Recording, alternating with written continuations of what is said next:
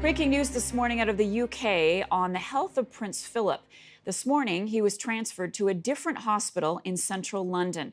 The 99-year-old was moved to St. Bartholomew's Hospital to have more tests for a pre-existing heart condition and to receive treatment for an infection. Buckingham Palace saying in a statement the Duke remains comfortable and is responding to treatment, but is expected to remain in hospital until at least the end of this week. With more, I want to bring in CTV News royal commentator Richard Berthelsen. Good morning to you, Richard. Good morning. What does this move signal to you about Philip's condition?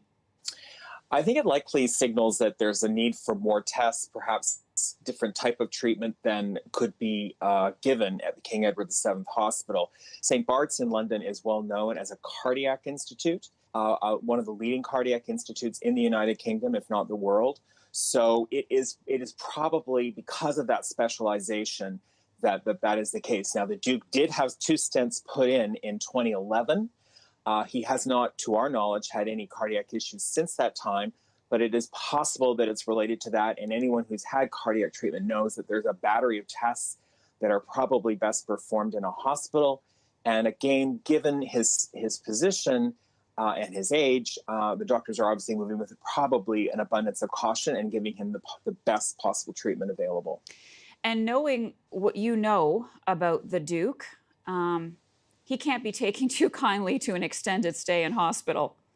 No, it's really surprising he's been in as long as he had, which was today almost 13 days. His longest previous time was 11 days. That's after he had abdominal surgery about 5 or 6 years ago. And of course, he did have a hip replacement since that time. But he has had a recurring issue with bladder infection. And he did have an operation on his abdomen, which the palace was vague about as well. You know, he doesn't like a lot of fuss. He certainly doesn't like to be in hospital. He likes to be out in the fresh air and in his own homes, his own surroundings. And of course, he will have had the great, unbelievable time in their lives to have been together with the Queen for almost a year, because they have had such incredibly busy lives up until recently. So it's not a decision that's probably been taken lightly. And I think every single word in the palace's press release has probably been worked out very carefully. And the Duke probably wasn't very happy to go along with it.